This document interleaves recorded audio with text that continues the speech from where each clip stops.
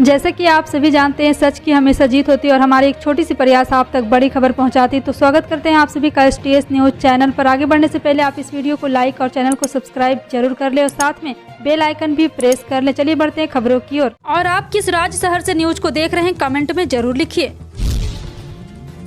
उत्तर प्रदेश में विधानसभा चुनाव से पहले दूसरी पार्टियों से बीजेपी में शामिल होने वाले नेताओं को पार्टी में बड़ी भूमिका की उम्मीद थी, लेकिन इनमें से कुछ ही भाग्यशाली साबित हुए, जबकि अधिकतर नेताओं को पार्टी उम्मीदवारों के पक्ष में प्रचार करने के अलावा कोई जिम्मेदारी नहीं दी गई। इस परिदृश्य में सबसे भाग्यशाली दलबदलू नेता पूर्व केंद्रीय मंत्री जितिन प्रसाद रहे, जो चुनाव से कुछ ही पहले बीजेपी में शामिल हुए थे। उन्हें विधान परिषद में एक सीट मिली और फिर उन्हें योगी आदित्यनाथ के मंत्रालय में भी शामिल किया गया है। लेकिन सच्चाई यह भी है कि प्रारंभ में राज्य बीजेपी के नए ब्राह्मण चेहरे के रूप में पहचाने जाने वाले प्रसाद अब अपने गिरा जिले शाहजहांपुर और उसके आसपास पार्टी के लिए प्रचार करने तक ही सीमित है।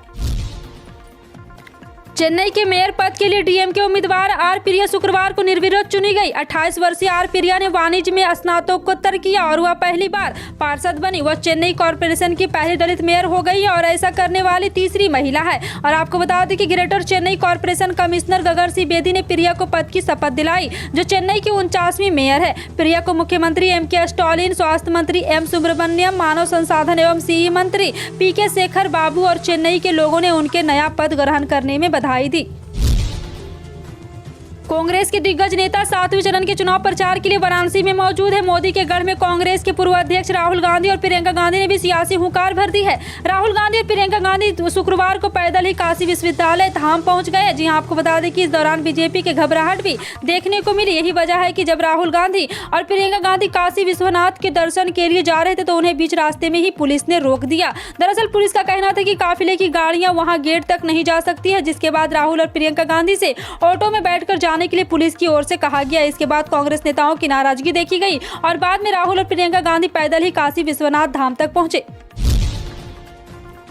उत्तर प्रदेश विधानसभा चुनाव के 7वें चरण के मतदान से पहले बाहुबली मुख्तार अंसारी के बेटे और मऊ सदर में प्रत्याशी अब्बास अंसारी पर भड़काऊ भाषण देने पर केस दर्ज हुआ है। जेल में बंद माफिया मुख्तार अंसारी के बेटे और सपा गठबंधन के प्रत्याशी अब्बास अंसारी ने सरकार बनने पर अफसरों से हिसाब किताब की धमकी दी है। सुभाषपा के टिकट पर चुनाव लड़ रहे अब्बास का एक वीडियो वायरल हो रहा है, जिसमें वो अखिलेश यादव का नाम लेकर कहते दिख रहे हैं कि सरकार बनने पर ट्रांसफर से पहले अफसरों से हिसाब किताब होगा। वीडियो वायरल होने के बाद ADG law and order Prashant Kumar की ओर से अब्बास पर कार्रवाई का आदेश दिया गया। अब्बास के खिलाफ मऊ पुलिस ने FIR दर्ज कर ली है। कोविड-19 रोधी वैक्सीन की तीसरी डोज उन लोगों को जरूर लेनी चाहिए जिनकी प्रतिरोधक क्षमता यानी कि इम्यूनिटी किसी कारणवश कम हो गई है। खासकर तीसरी डोज उनके लिए सबसे जरूरी है जिनका अंग प्रत्यारोपण होना है, चूंकि उनके शरीर में कोरोना वायरस से लड़ने के लिए अधिक एंटीबॉडीज नहीं बन पाते हैं। BMJ में प्रकाशित एक शोध के अनुसार कोविड-19 वैक्सीन की अतिरिक्त डोज उन लोगों को फायदा हो सकता है जिनकी प्रतिरोधक क्षमता काफी कम हो। नेशनल यूनिवर्सिटी ऑफ सिंगापुर के शोधकर्ताओं ने बताया कि 42 और 82 शोधों की विश्लेषण के बाद यह स्पष्ट हो गया है कि जिन लोगों में प्रतिरोधक क्षमता पहले से ही कम हो या फिर अचानक कम हो गई, उन्हें तीसरी डोज अवश्य ही लेनी चाहिए। किसी लड़की या नेत्री से यह उम्मीद नहीं किया जाना चाहिए कि वो अपने जनक से बगावत करे, क्योंकि यह नैतिक ही नहीं हमें मिले संस्कारों से भी खिलाफ है। बाप की जगह कोई नहीं ले सकता, यह उतना ही सच है जितना सच हमारे धर्म ग्रंथ है, हमारे संस्कार है। और बात भाजपा की बदायूं में सांसद डॉक्टर संघमित्रा मौर्य की हो रही है। संघमित्रा के पिता स्वामी प्रसाद मौर्य चुनाव से पहले तक भारतीय जनता पार्टी योगी सरकार में मंत्री थे, लेकिन ऐन वक्त चुनाव की बेला में स्वामी प्रसाद मौर्य ने भाजपा से नाता तोड़कर समाजवादी पार्टी का दामन थाम लिया था। स्वामी कुशीनगर के फजील नगर विधानसभा क्षेत्र से चुनाव लड़ रहे थे। स्वामी प्रसाद के पाला बदलकर सपा में जाने के बाद अटकलें लगने लगी कि उनके सांसद पुत्री संघमित्रा भी बीजेपी छोड़कर सपा का दामन थाम सकती है। प्रधानमंत्री नरेंद्र मोदी ने शुक्रवार को कहा कि पूरी दुनिया इस समय नाजुक दौर से गुजर रही है, लेकिन संकट चाहे कितना भी गहरा हो, भारत के प्रयास उससे भी ज्यादा बड़े रहे। प्रधानमंत्री ने मिर्जापुर में पार्टी और सहयोगी दलों के उम्मीदवारों समर्थन में एक चुनावी रैली को संबोधित करते हुए कहा है कि ऑपरेशन गंगा अभियान के तहत हजारों छात्रों को युद्धग्रस्त यूक्रेन से सुरक्षित वापस लाया गया है और जो अभी भी वहां उन्हें निकाला जा रहा है। उन्होंने कहा कि पूरी दुनिया अब इस सदी के नाजुक दौर से गुजर रही, कई देश आज हमारी और महामारी, शांति और अनिश्चितता की स्थिति का सामना कर रही, लेकिन आप देख रहे हैं कि संकट चाहे कितना गहरा हो, भारत के प्रयास उससे भी ज्यादा बड़े रहे हैं।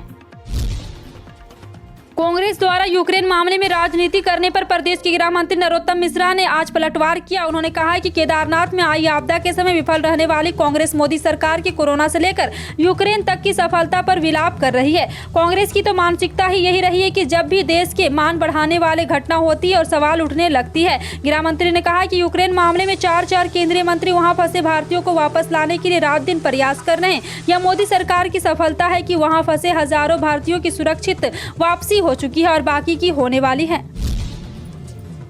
राष्ट्रीय स्वयंसेवक संघ ने अपनी 100वीं वर्षगांठ पर मिशन 1 लाख लक्ष्य रखा है। संघ ने अपनी शाखा बढ़ाकर 1 लाख करने का टारगेट रखा है।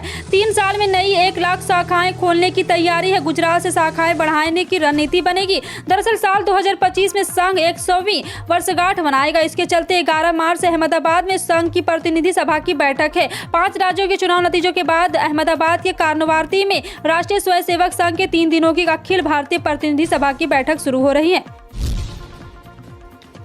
केंद्रीय जल शक्ति एवं खास प्रसंस्करण उद्योग राज्य मंत्री प्रहलाद सिंह पटेल ने कहा कि हर गांव के हर घर में स्वच्छ पेयजल पहुंचाना केंद्र सरकार का लक्ष्य है। इसके लिए तकनीक और जमीनी स्तर पर लोगों से पूरा सहयोग मिल रहा है। केंद्रीय जल शक्ति राज्य मंत्री कांगड़ा जिला के नगरोटा बागवा विधानसभा क्षेत्र के पटियालकर तथा धर्मशाला विधानसभा क्षेत्र के जगदारंद गाँव को दौरा करने के दौरान उपस्थित जनसमूह को संबोधित करते हुए बोल रहे थे। उन्होंने इस दौरान ग्रामीण क्षेत्रों में घरों में सुरक्षित पेयजल और पर्याप्त भंडार उपलब्ध कराने के उद्देश्य से सरकार द्वारा शुरू किए गए जल जीवन मिशन की परियोजना के बारे में जानकारी साझा की।